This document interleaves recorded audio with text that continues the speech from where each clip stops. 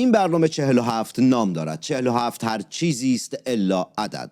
47 برنامه است مشترک بین مجله ایرانی سینمارکس و پروژه شکوفایی ایران در راستای انقلاب شیر و خورشید به رهبری شاهزاده رضا پهلوی. شاهزاده رضا پهلوی برای آینده ایران برنامه دارد.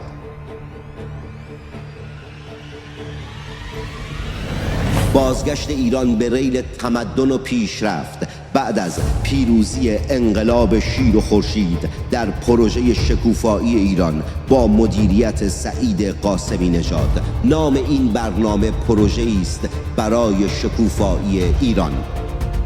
معرفی و تحلیل، گفتگو با نویسندگان و پژوهشگران این پروژه ملی و شنیدن اظهار نظر کارآفرینان جهانی محوریت این برنامه تخصصی در مجله ایرانی سینمارکس است. ایران فقط با خواستن شکوفا نمی شود، با توانستن است و ما ملتی توانا هستیم و من همچنان که نه همیشه برای شما محمد تنگستانیم.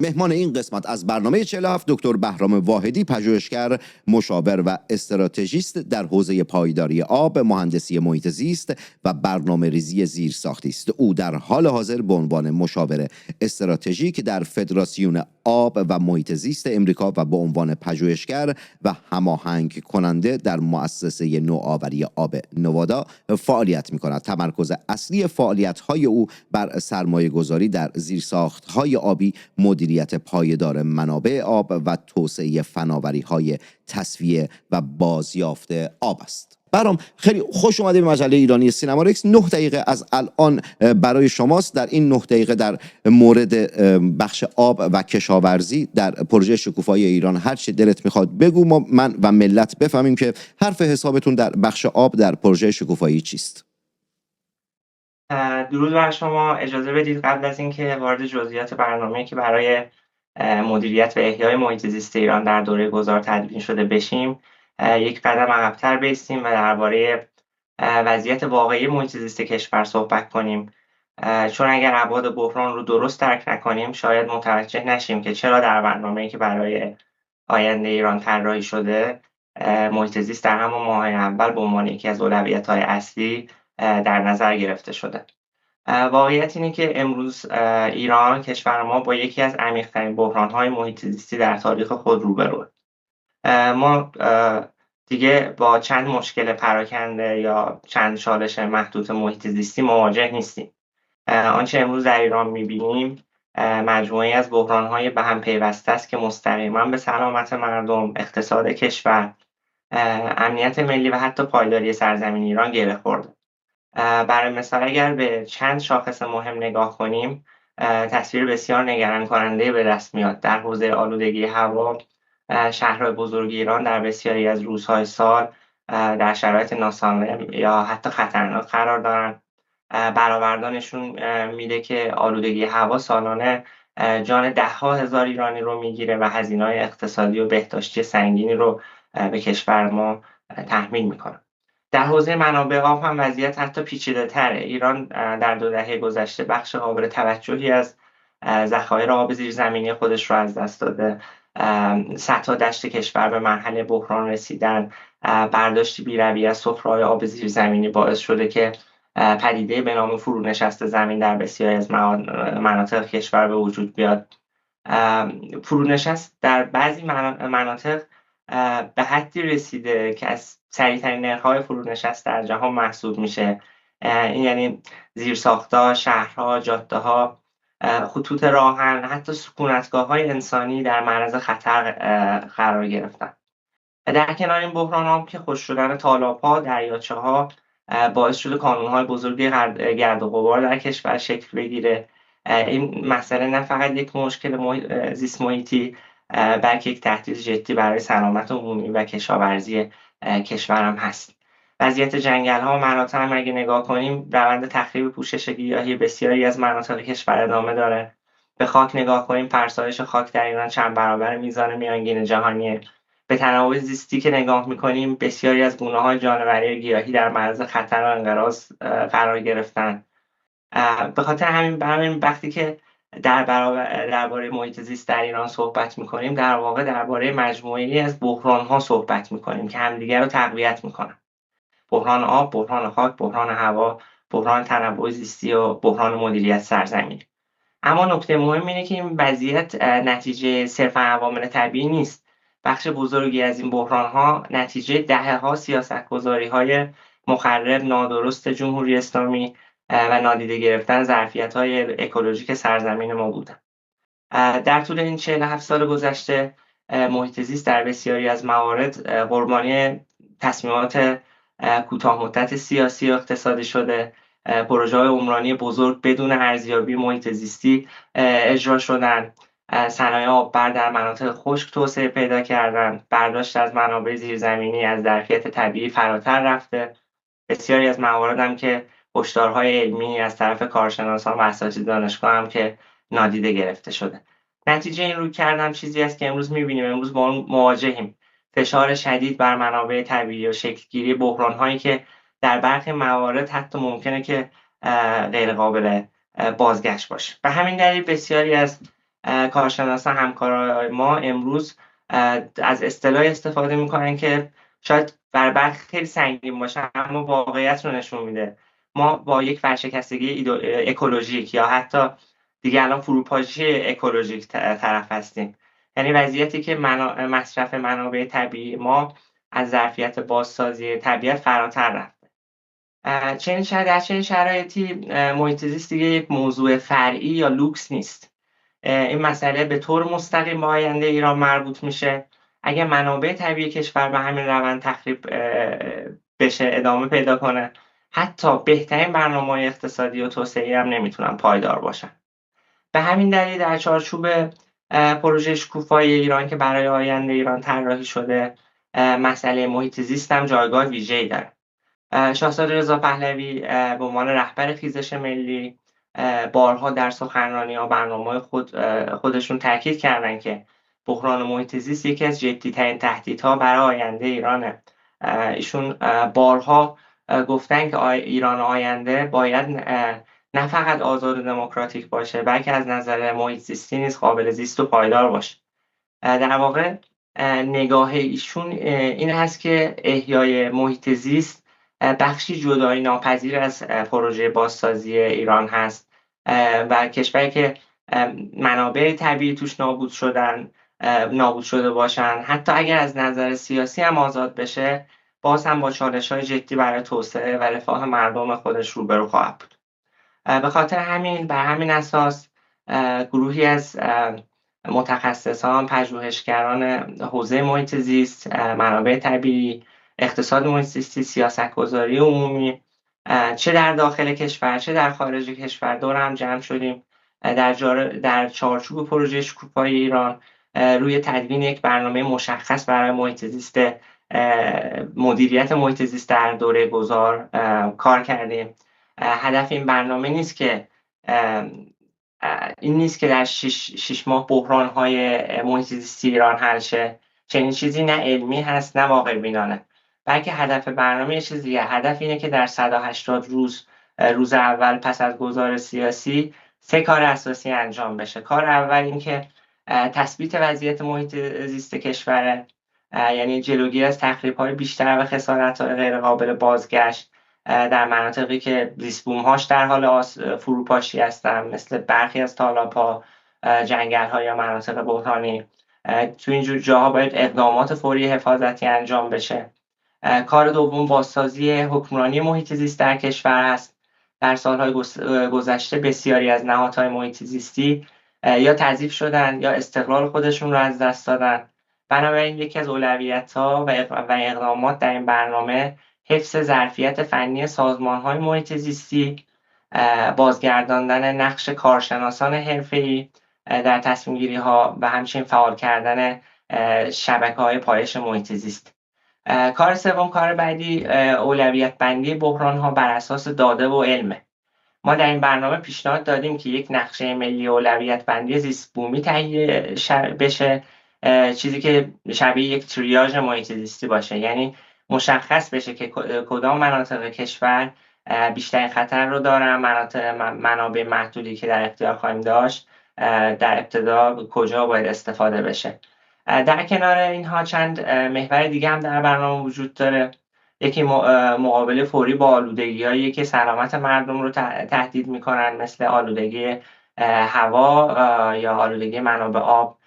دیگری میشه گفت که شفافیت داده ها و دسترسی عمومی به اطلاعات محیط زیست. یکی از بزرگترین مشکلات در ایران این بوده که اطلاعات واقعی درباره وضعیت محیط زیست یا منتشر نمی‌شده یا قابل اعتماد نبوده در صورت انتشار هم. در این برنامه ایجاد یک سامان ملی داده‌های محیط زیستی با دسترسی عمومی هم پیش بینی شده. بهرام متشکرم. 9 دقیقتون تموم شد. حالا مابقی صحبت‌ها رو اگه خواستید داخل پاسخ‌های بعدی لطفاً بگید، چون مابقی مهمان‌هایی هم که اومدن سر 9 دقیقه استاپ کردم صحبتشون رو.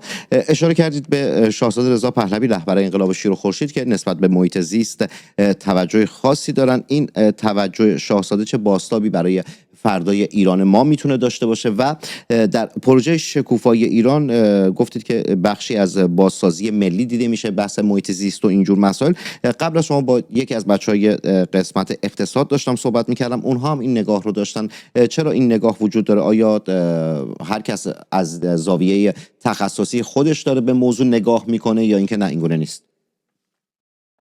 بسیار سوال عالی. ببینید، یکی از نکات مهم در این پروژه اینه که نگاه به محیط زیست رو صرفا یک نگاه بخشی یا نمادین نمیبینیم، نیست. در واقع از ابتدا در چارچوب پروژه شکوفایی ایران با هدایت و تاکید شاهزاده رضا پهلوی تلاش شد که محیط زیست به عنوان یکی از ستونهای بازسازی ملی دیده شه، نه یک موضوع فرعی که بعداً به اون پرداخته بشه. شاهزاده رضا پهلوی در سالهای گذشته بارها به این نکته اشاره کردند که آینده ایران فقط به تغییرات سیاسی و اقتصادی وابسته نیست. آینده ایران به این وابسته است که آیا سرزمین ایران از لحاظ محیط زیستی قابل زیست باقی میمونه یا نه. اگر منابع آب کشور فرو بپاشه، اگر خاک کشور تخریب بشه، اگر اکوسیستم‌های حیاتی از بین برن، حتی بهترین سیاست‌های اقتصادی هم نمیتونن رفاه پایدار ایجاد کنن. بنابراین در نگاه ایشون احیای محیط زیست بخشی از پروژه بزرگتر بازسازی ایرانه و همین دلیل هم در پروژه شکوفایی ایران محیط زیست رو از ابتدا در کنار بخش‌های مهمی مثل اقتصاد، انرژی، زیرساخت و حکمرانی قرار گرفته، نه به عنوان موضوع حاشیه‌ای. این بازتاب عملی نگاه هم چند بخش از برنامه کاملا مشخصه. اول اینکه در برنامه گذار محیط زیست گفتیم در همون ماه‌های اول در اولویت قرار گرفته، یعنی ما فرض نکردیم که ابتدا همه مسائل اقتصادی سیاسی حل میشه بعد به سراغ محیط زیست میریم. برعکس در همون 180 روز اول اقدامات فوری در نظر گرفته برای اینکه حفاظت بکنیم از زیست بوم‌های بحرانی، از آلودگی‌های حاد گذر بکنیم و وضعیت که محیط زیستی کشور رو به تثبیت برسونیم. بعد اینکه محیط زیست هم همونجوری که اشاره کردیم دوستان دیگه هم ما ارتباط داریم با گروه‌های دیگه، خیلی ارتباط تنگاتنگ، هماهنگی وجود داره. اینکه این محیط زیست در این طرح به صورت بین بخشیه هست، یک موضوع بین بخشی، یعنی که مسئله آب، کشاورزی، صنعت انرژی و توسعه شهری همه در ارتباط با محیط زیست بررسی میشن. یعنی این رویکرد کمک میکنه که تصمیمات توسعه‌ای در آینده با ظرفیت‌های اکولوژیکی کشور هماهنگ‌تر بشه. و نکته چهارمی که از نظر من بسیار مهمه که مسئله شفافیت و پاسخگوییه. در این برنامه پیش بینی شده که داده‌های محیط زیستی به صورت عمومی در دسترس قرار بگیرن، همچنین تخریب‌های گذشته محیط زیستی هم بررسی و مستندسازی بشه که هم از تکرار اونها جلوگیری بشه و همین که اعتماد عمومی بازسازی بشه. برام اگر دیگه مقداری عقب‌تر بری که از کادر من بیرون نری ممنون میشم و جونم بهت بگه که الان برنامه‌ای که شما در حوزه محیط زیست، کشاورزی، تامین آب و اینجور چیزها در پروژه شکوفایی دارید با سیاست‌هایی که جمهوری اسلامی در 47 سال، یعنی عملاً باید بگیم که رژیم گذشته چون بدون تردید پروژه شکوفایی ایران زمانی به اجرا خواهد در اومد که انقلاب شیر و خورشید ایرانیان به سرانجام رسیده باشه. چه فرقی با سیاست‌های جمهوری اسلامی داره کارهایی که شما برای پروژه شکوفایی در نظر گرفتید؟ تو این برنامه بیشتر مدیریت بحران تعریف میشه یا بر اصلاحات ساختاری دارید تمرکز میکنید؟ به نظر من تفاوت اصلی این برنامه با سیاست‌های محیط زیستی که در دهه‌های گذشته در جمهوری اسلامی اجرا شده، در نوع نگاه به محیط زیست و جایگاه اون در تصمیم‌گیری‌های کلان کشور، همونطور که گفتم.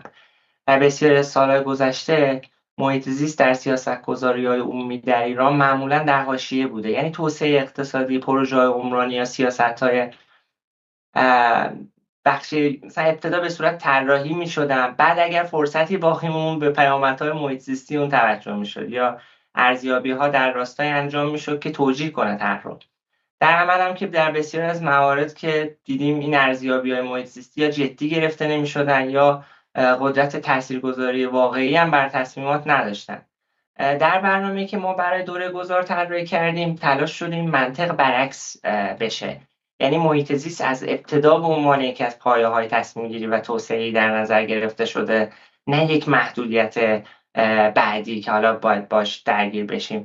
این تغییر نگاه شاید مهمترین تفاوت با گذشته باشه.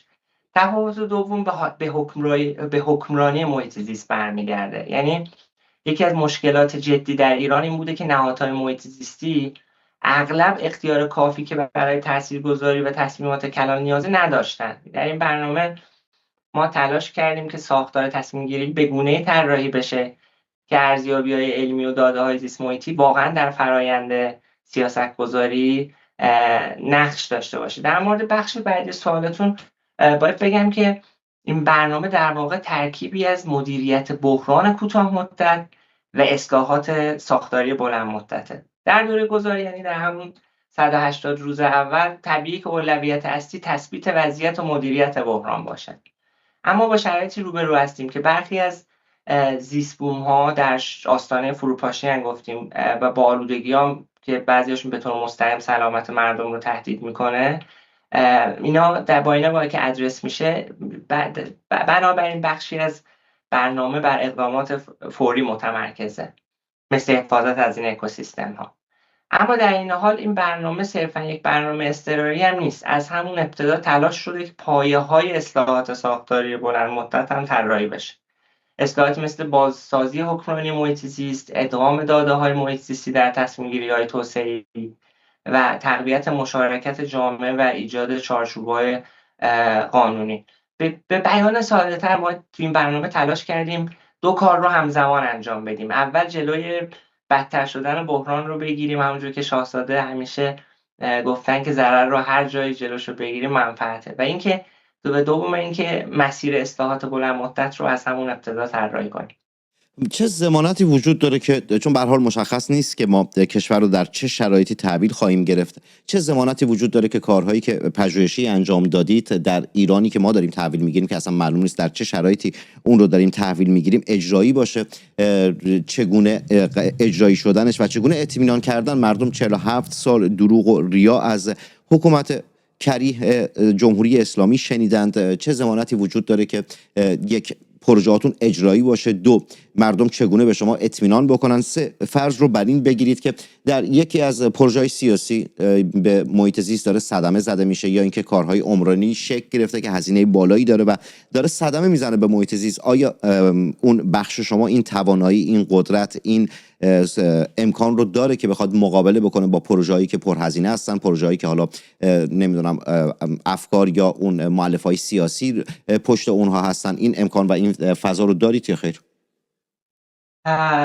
این سوالات در واقع به یکی از ریشه‌ای‌ترین مشکلات حکمرانی محیط زیست در ایران برمیگرده. در بسیاری از این سالها مشکلی نبوده که دانش یا تخصص وجود نداره. مشکل این بود که تصمیم گیری نهایی اغلب خارج از چارچوب علمی انجام میشد. یعنی ارزیابی‌های محیط زیستی ممکن بود تهیه بشه، اما در فرآیند تصمیم گیری وزن واقعی نداشتن. برای اینکه این وضعیت در آینده دوباره تکرار نشه، در برنامه‌ای که تدوین شده چند اصل نهادی رو در نظر گرفتیم. اولین اصل نهادینه کردن تصمیم گیری مبتنی بر داده است. یعنی داده های محیط زیستی از وضعیت آبهای زیرزمینی گرفته تا کیفیت هوا یا وضعیت خاک پوشش جنگلی، این داده ها باید به صورت سیستماتیک جمع‌آوری، تحلیل، منتشر بشن. به همین دلیل در برنامه پیش بینی شده که یک سامانه ملی پایش محیط زیست هم در نظر گرفته شده که این داده های زیست محیطی کشور رو به صورت شفاف در اختیار هم تصمیم گیران و هم عموم مردم قرار بده. اصل دوم تقویت استقلال نهادهای علمی و تخصصی در حوزه محیط زیسته. سازمان‌های محیط زیستی و مراکز ارزیابی باید بتونن ارزیابی خود رو بدون فشار سیاسی انجام بدن. و اینکه اصل سوم همونطور که قبلا هم گفتم شفافیت و پاسخگویی عمومیه. وقتی اطلاعات محیط زیستی و ارزیابی‌های پروژه‌ها در دسترس جامعه، دانشگاه، رسانه‌ها قرار بگیره، فضای تصمیم‌گیری بسته و غیر شفاف هم دیگه از بین میره. این خودش یکی از مهمترین ابزارها برای کاهش فشار سیاسی در تصمیم‌گیری است. در مورد سوال بعدی که پرسیدین، پاسخ کوتاه اینه که بله، اگه یک پروژه بزرگ فاقد ارزیابی‌های معتبر محیط زیستی باشه یا ارزیابی‌ها نشون بده که ادامه اون آسیب جدی و غیر قابل جبران به محیط زیست وارد میکنه، دولت مسئول باید آمادگی داشته باشه که اون پروژه رو متوقف یا دست کم تعلیق بکنه. البته باید تاکید کنم که چنین تصمیم‌هایی ساده نیستن. پروژه‌های بزرگ معمولاً سرمایه‌گذاری‌های کلان اشتغال شده توشون، پیامدهای اقتصادی زیادی داشتن. بنابراین تصمیم‌گیری درباره اونها هم باید با دقت و بر اساس تحلیل‌های جامع انجام بگیره. اما نکته مهم اینه که در یک حکمرانی مسئولانه هزینه‌های بلند مدت تخریب محیط زیست رو نمیتونیم نادیده بگیریم. اگر یک پروژه در کوتاه مدت منفعت اقتصادی داشته باشه اما در بلند مدت منابع آب، خاک یا سلامت مردم رو به خطر بندازه، در واقع هزینه بسیار بزرگتر رو به کشور ما تحمیل میکنه. ببینید، هدف این رویکرد اینه که توسعه اقتصادی و حفاظت محیط زیست در تضاد با هم قرار نگیرن، یعنی بلکه در یک چارچوب پایدار با هم هماهنگ بشن. چون در نهایت اگر منابع طبیعی کشورمون تخریب بشن، خود توسعه اقتصادی هم پایدار نخواهد بود. برام این حقو بهم بده که قانع نشده باشم از پاسخت، چون نگاه کن جمهوری اسلامی هم در 47 سال گذشته مدعی بوده که نمیدونم در قبال محیط زیست و اینجور چیزها مسئول، در حالی که داریم میبینیم که چه فاجعه هایی رو رقم زده. چه ضمانتی وجود داره که مابقی بخش های پروژه شکوفایی در حوزه محیط زیست با شما همکاری بکنن؟ این دولت مسئول که داری میگی، من شهروند معمولی چگونه میتونم به اطمینان بکنم که واقعا این دولت نسبت به محیط زیست مسئول هست و مسئولیت داره؟ یکم اطمینان، من باید اطمینان خاطر داشته باشم، باید بدونم که درسته به رهبر انقلاب ملی من اطمینان دارم، به شاهزاده رضا پهلوی به عنوان یک شهروند اطمینان و اعتماد کامل دارم. چگونه میتونم به طرحهای شما اطمینان داشته باشم؟ چگونه میتونم به این اطمینان داشته باشم که شما در بخش محیط زیست واقعا دلسوز اون قضیه هستید و نمیایید؟ چون به هر حال همونطوری خودت گفتی برخی از پروژه‌های سیاسی خیلی مشکل باشون برخورد کردن یا اینکه مقابلشون ایستادن. چه توانایی دارید شما با توجه به حساسیتی که خود شاهزاده رضا پهلوی نسبت به محیط زیست دارن، چه توانایی هایی دارید که بخواید مقابل اون پروژه‌های سیاسی یا پروژه‌های عمرانی بایستید؟ درسته. ببینید، ما برای اینکه این مشکل رو برطرف بکنیم، یعنی به این فکر کردیم که این به اصطلاح این تعارض منافع با گروه‌های دیگه ایجاد نشه و بتونیم که برنامه‌ای که مد نظر گرفته شده انجام بشه. در همین راستا از ابتدا با گروه‌های دیگه، با بخش‌های دیگه پروژه شکوفایی ارتباط واقعا مستمری بوده. خصوصا یکی از اقداماتی که انجام گرفت این بود که بخش آب از بخش محیط زیست به خاطر اهمیت موضوع آب جدا شد، با اینکه در هماهنگی بسیار کامل با بخش محیط زیست هماهنگ هست انجام میشه. همچنین ما از گروه انرژی که خب میدونید که بسیاری از آلودگی‌های هوا در ایران و بعضی از مسائل دیگه مرتبط مربوط به انرژی هست، به خاطر همین در این راستا بسیار صحبت‌ها شده، برنامه‌ریزی‌ها شده، مشورت‌ها شده، هماهنگی هست بین گروه‌ها. و اینکه ببینید، اینکه ضمانت اجرایی داشته باشه، شما ببینید که هدف این چیه؟ فلسفه پشت این برنامه چیه؟ فلسفه پشت این برنامه ایران و ایران دوستیه. خدمت به ایرانه که فلسفه‌ای هست که کشور رو میخواد نجات بده از فروپاشی سرزمینی.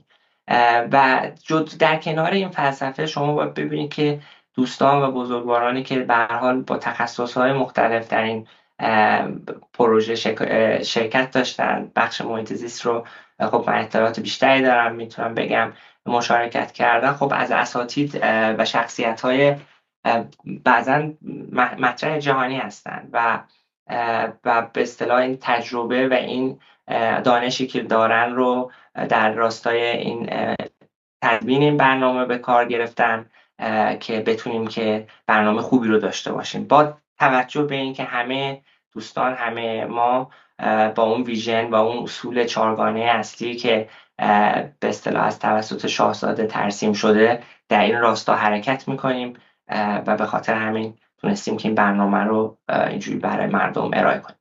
برام داخل پروژه شکوفایی در حوزه محیط زیست به کمیسیون حقیقت یاب اشاره کردید. این کمیسیون حقیقت یاب محیط زیست چه کاری میخواد انجام بده؟ چه برنامه‌ای داره؟ اصلا چی هست؟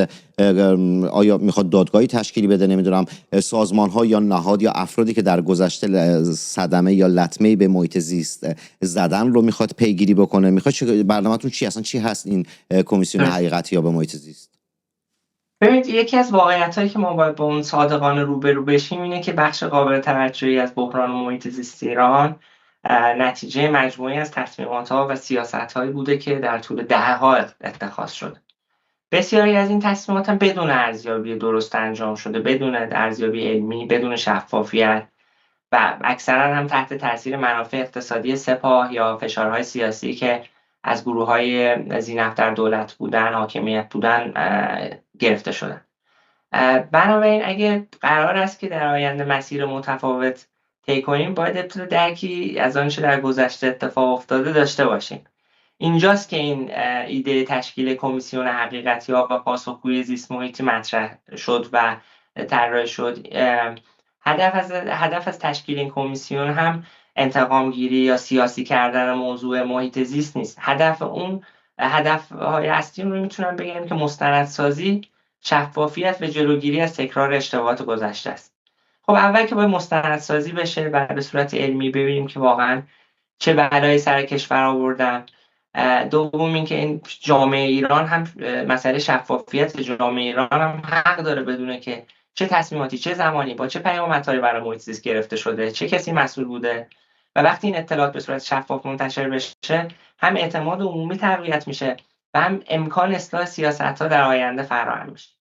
سوم پاسخگوییه. اگه مشخص بشه که در برخی موارد تخریب‌های زیست محیطی ناشی از سوء مدیریت، فساد یا نادیده گرفتن مقررات بوده، طبیعیه که این موارد باید بررسی بشه. در صورت لزوم هم به نهادهای قانونی ارجاع داده میشه. اون کمیسیون واقعا قراره که نقش نهادها و تصمیم گیران مختلف رو هم بررسی کنه. مثلا محیط زیست گفتم حوزه‌ایه که به تصمیمات بسیاری از بخش‌ها، کشاورزی، صنعت گرفته تا انرژی زیرساخت، همه اینا مرتبطه، خودروسازی.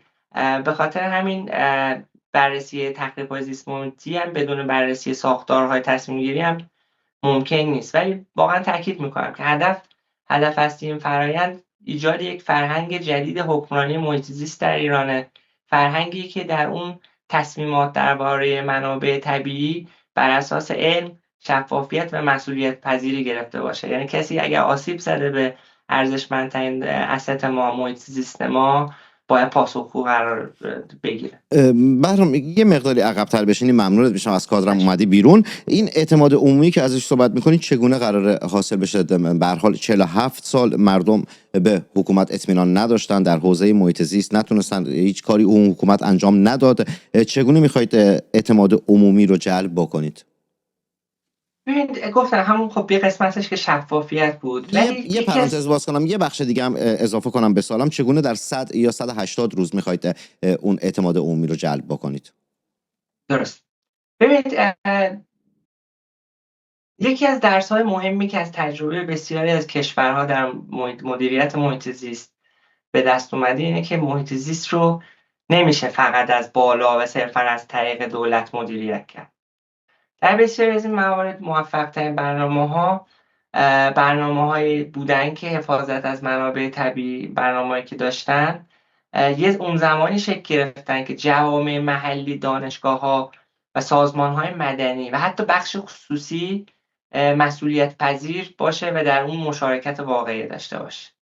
یعنی این مشارکت دادن گروه‌های مختلف مردم در این کارهای محیط زیستی در کنار شفافیت یکی از راه‌های بسیار به اصطلاح جوابده در افزایش میزان اعتماد مردم به اصطلاح کارهایی و برنامه‌ای که وجود داره و انجام. در ایران هم این واقعیت وجود داره که بسیاری از کسایی که در مناطق مختلف کشور زندگی میکنن مثل کشاورزا، دامدارا، محیطبانا، فعالان مدنی و حتی شورای محلی، اینا هست که با تغییرات محیط زیستی از نزدیک درگیر هستن. اونا اغلب خیلی شناخت دقیقی از وضعیت منابع طبیعی منطقه خود دارن.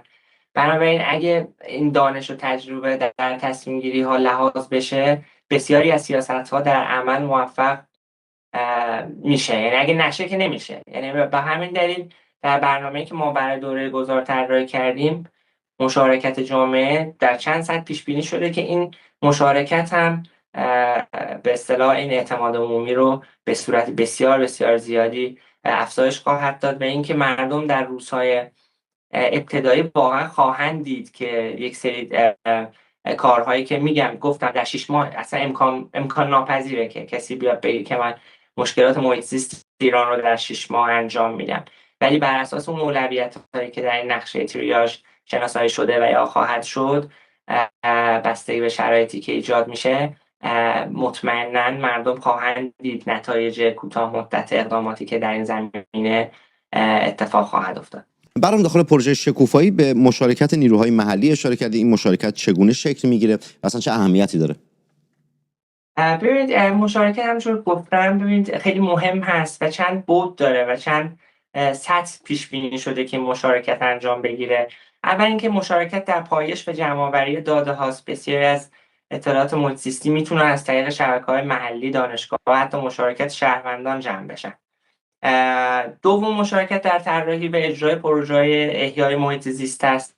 برای مثال در پروژه احیای مراتع یا مدیریت منابع آب یا حفاظت از جنگل‌ها، حضور و همکاری جوامع محلی خیلی مهمه. بدون این همکاری بسیاری از پروژه‌ها در بلند مدت پایدار نمیشه.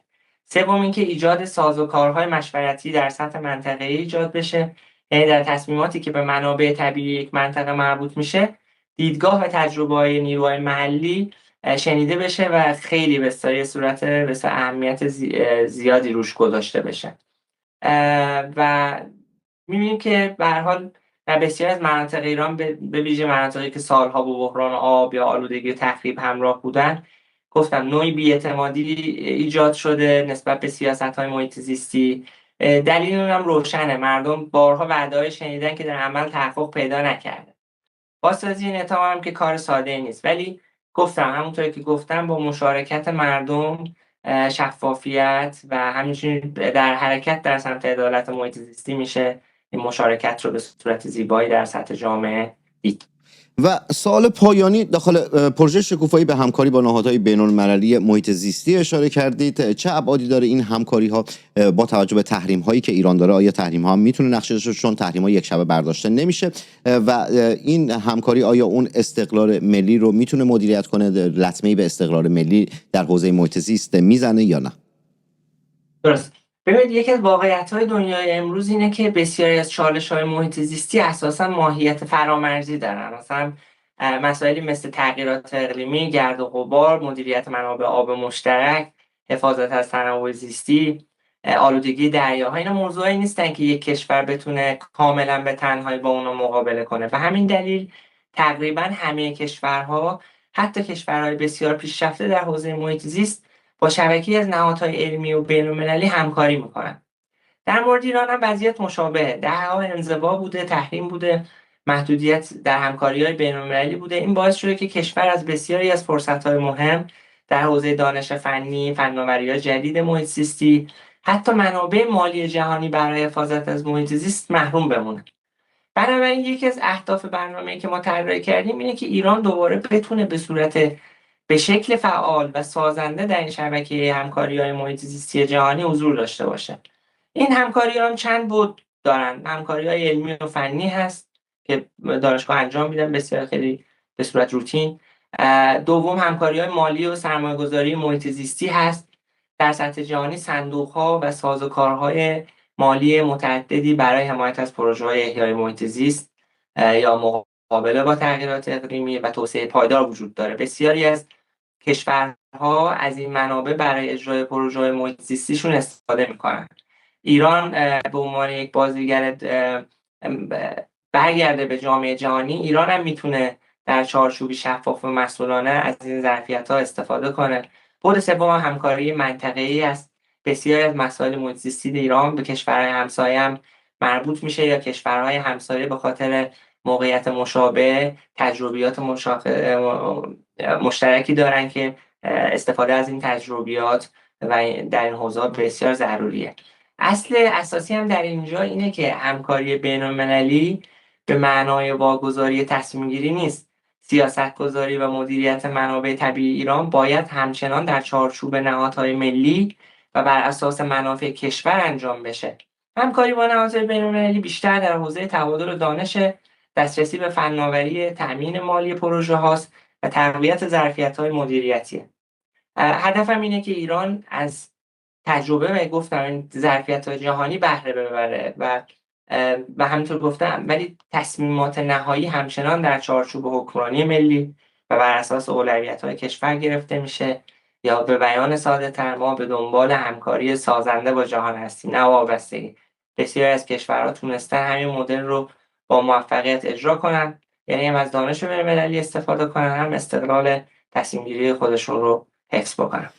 یه نکته رو بگم در این برنامه، در سری برنامه‌های 47 که پروژه مشترک بین مجله ایرانی سینمارکس و پروژه شکوفایی است، من مدرک تحصیلی و بیوگرافی از مهمان‌ها میگم به این دلیل که اشاره مستقیم کرده باشم که در این پروژه با مدیریت سعید جان قاسمی نژاد چه افراد متخصصی دارن برای شکوفایی ایران کار میکنن. یک سوال دیگه هم مثلا به وجود اومد که اینم ازت میپرسم، در حد مثلا 2 دقیقه 3 دقیقه اگر به من پاسخ بدی ممنون میشم.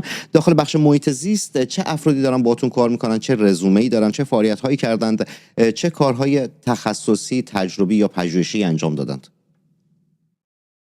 ببینید خیلی سوال عالی بود پرسید. ببینید ما در گروه محیط زیست خیلی بسیار خوششانس بودیم از جهات مختلف. یکی این که خب ایرانیان انسان‌های میهن پرستی هستن. ما تونستیم که یک هسته گروه محیط زیست رو با کمک و حضور اساتید و شخصیت‌های علمی و مطرح جهانی حتی ایجاد بکنیم. خیلی ها مشارکت کردن. واقعا میتونم بگم که تعداد افرادی که مستقیم و غیر مستقیم در این پروژه مشارک در قسمت محیط زیستش 10 متخصص و دانشمند و کارشناس هست. جدای از اینها با بسیاری از افراد در داخل ایران خصوصا ارتباط گرفتیم، از تجربیاتشون استفاده کردیم. در مورد هسته اصلی گروه خب خانم دکتر شیرین گلی کوردینیتور و مسئول گروه هستن، مسئول هماهنگی گروه هستن.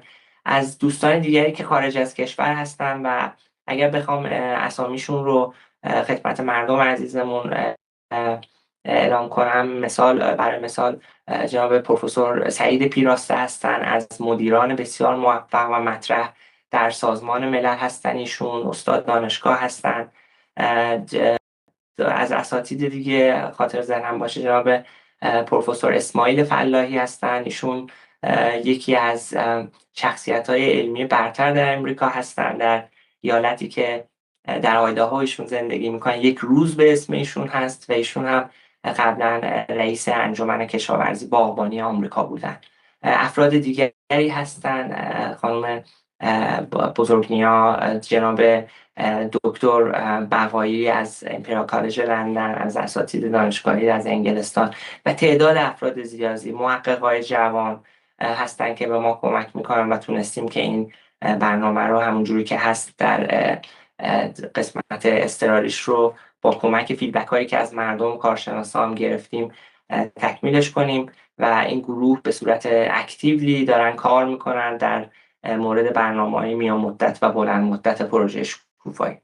متشکرم دکتر بهرام واحدی از نویسندگان پروژه شکوفایی مهمان این قسمت از برنامه 47 بود. مابقی قسمت های برنامه 47 رو میتونید در کانال یوتیوب مجله ایرانی سینما رکس تماشا کنید. ملت شریف ایران در دو بلاتون به جونم بخوره، ملت شریف ایران بی قضا بلا باشید، ملت شریف ایران مرواتون به همه روز جنگ زده. تک تک شما محمد تنگستانی هستم، شاعر و روزنامه نویسی که به زودی زود در شهر خودش آبادان و کشور خودش ایران برای شما برنامه خواهد ساخت و در ابتدای هر برنامه خواهد گفت اینجا آبادان است.